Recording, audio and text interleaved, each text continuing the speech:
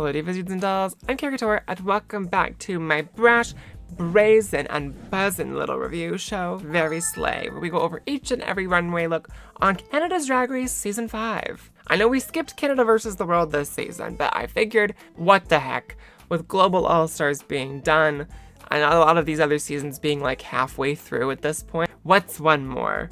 Why not cover content for 7 seasons, all at the same time? Isn't that fun?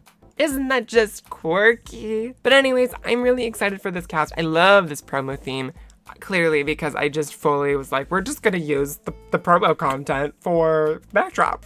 So now, when we go over these looks, if I think that they are fine, met the brief, but wasn't taking home the honeycomb, we give it an okay. If I think they're serving Queen Bee eleganza, we give them a slay. And if I feel that maybe it doesn't really quite have that sting that I'm looking for, we give it an A. And that's all in efforts to find my weekly slay of the day, my favorite look of the episode, and whichever look takes that top spot by the end of the season, I'm going to be doing an illustration of. You can find sneak peeks of said illustration and any progress photos and anything else I'm working on, announcements, whatever, exclusively over on Patreon, starting at the $3 tier level. There will also be a special bonus video coming at the end of the season going over whatever unaired looks from the queens that get eliminated through the season end up posting online. So be sure to sign up so you can access that as well. But if you are just interested in my opinions on the episodes as a whole, you can access that information just by joining my Patreon as a free member and checking out the discussion post over there. The link for all of that is down in the description. With the business matters out of the way, I think it's time we go and start checking out these new batch of bees. Get it? Because it's a bee-themed promo. And they're also bitches in a loving, affectionate, endearing way. Okie dokie, we are starting this season off with Helena Poison. I adore this like punky vibe of this whole look. The hair is a very scene kid, which I think is quite fun. I love the corset. I think really from the waist up, the look is incredibly successful. And I love the shoes. I love the spiky bracelets both on the wrists and on the ankles. I love the little antenna in the hair too. I think the tights are not my favorite. I wish there had been a little bit more of the print, or that the print had been smaller, just so that way it kind of echoed the corset piece just a smidge more. But I think this look is a really, really successful snapshot of the style of drag that she does. Ultimately, that's really what I want out of a promo theme. So I'm excited for this one. She's getting a slay. Up next, we have Jayden Time, who is giving us very matriarchal Queen Bee energy. This is a sculpted wig that I don't mind. I think the sculpt looks really nice. It's a good pageant updo. I think the dress is nice. I love the collar piece on this. The coat itself is not my favorite. I think most of that is just down to the print. Base fabric really isn't particularly my favorite or my cup of tea. I appreciate that she didn't go for like this yellowy gold, that it's more of this orangey gold tone, but it really stands out in kind of a jarring way compared to the other looks because of it. I think it's good, but I wasn't fascinated by it, so I'm gonna give it an okay.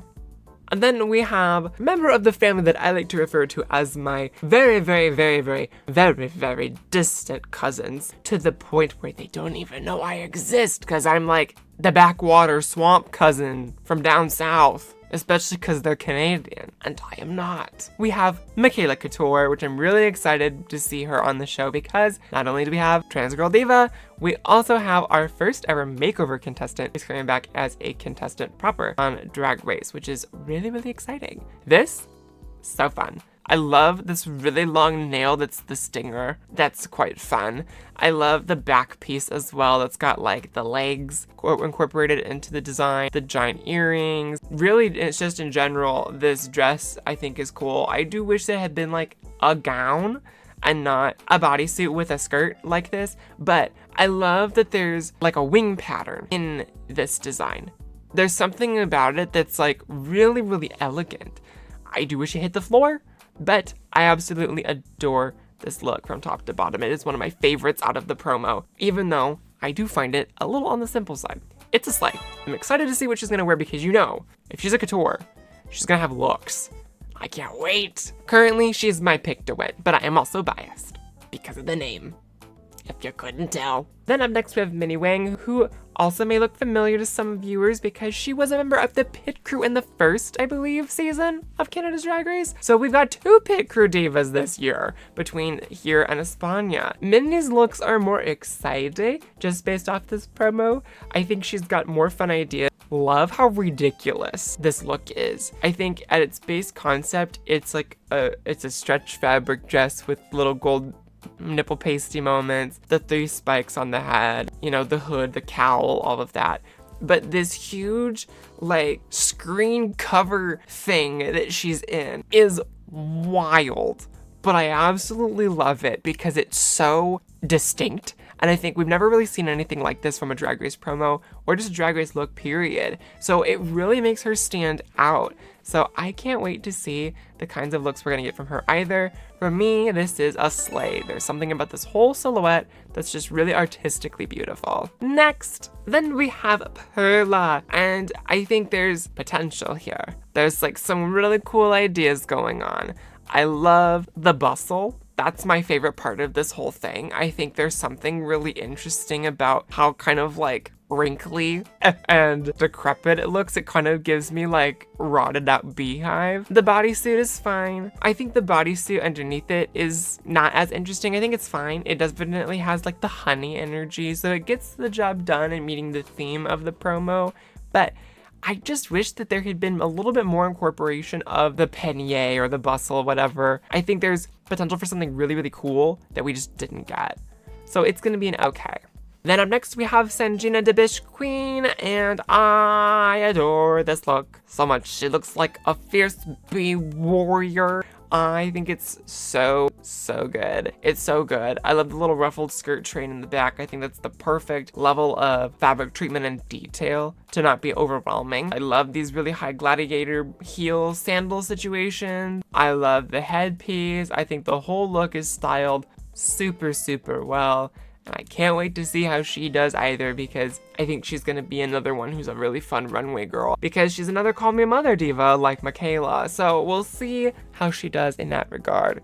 This, for me, is one of the standouts of the promo. It's a slay. Then up next, we have Teranova. The face up, gorge. Love the hair. Love the little antenna. Love the honeycomb in the hair. I think the idea of the honeycomb netting like in the gloves and or on the dress, the way that's done, is an interesting idea. I don't really care for the silhouette of this, and I really don't like the skirt. It's just black fabric, and you can see the panty under the skirt in the photo. They didn't edit it out, so they did her a little dirty on that note. But I just think there's something clean about it that it works for me.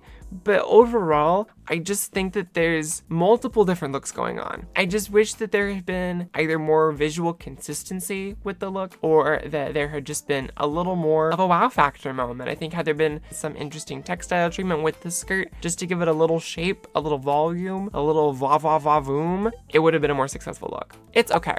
Then up next we have the Virgo Queen, another one who I am excited for because I'm a little biased towards her. Virgo, I think this is another one of the more really successful looks out of this. She looks like a really fierce superhero, but like a superhero who's about to go do a really kick-ass concert. I love like the warrior armor kind of energy of this look. The little hip pieces with the see-through honeycomb that's also on the gauntlets is really cool. I love this hair. I love just the way this whole look is styled, the cape, everything. This is top to bottom really clean. Can't go wrong with a look that is this like simplified and streamlined. Successful because of it. It's a slay. Then up next we have Tiffany & Co.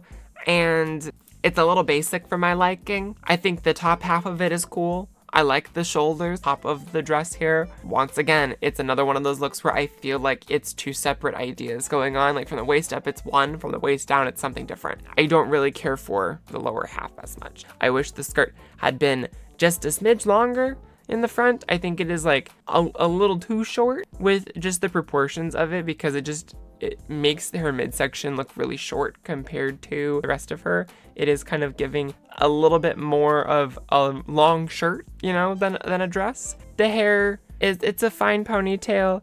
I think the honeycomb head pieces are cute as well. It just doesn't feel like a fully complete idea. I wish like there would have been some implementation of the honeycombs on the legs if she's gonna have a full leg out like this, or that this like sheer black fabric over a nude base had been carried through the rest of the look. It's okay. Then up next we have Oh My God, and I think there's something really, really fun and campy about this. I love this giant towel. I love like the fur treatment throughout the look. I love where it's all placed along the entirety of the look. I love the gloves with the long gold nails. I think the only thing that I don't like about it is I think the proportions are a little off. I think the hip placement is just a smidge too high because her hips start at the waist. I think had it been dropped just a little bit more, so that way she had some more waist definition, it would have been more successful.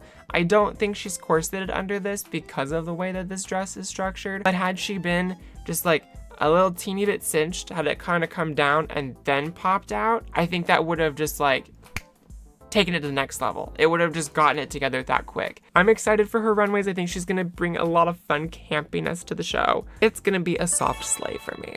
And then finally we have Zana, and this look is even more so giving me warrior diva. She looks somewhere between a Power Rangers and a Sailor Moon villain, which I'm kind of here for. There's been a lot of looks lately that I've been comparing to like Super Sentai or Power Rangers, but this look in particular I think does that the best. I love the weapon involved. I wonder if she's a cosplayer. I haven't really watched the Meet the Queens videos yet, so I don't know who they all are in terms of their artistry. There's something really nerdy about this that I really, really enjoy. The one thing I'm not crazy about is the hair. I don't think she needed the little braid clip-ins. I think the rest of this would have been fine had it just been the armor, because the armor is so cool. The helmet alone is like one of my favorite pieces out of the entirety of the promo. This is 1000% a slay. And now it is time to pick my slay of the day, my favorite promo out of this cast.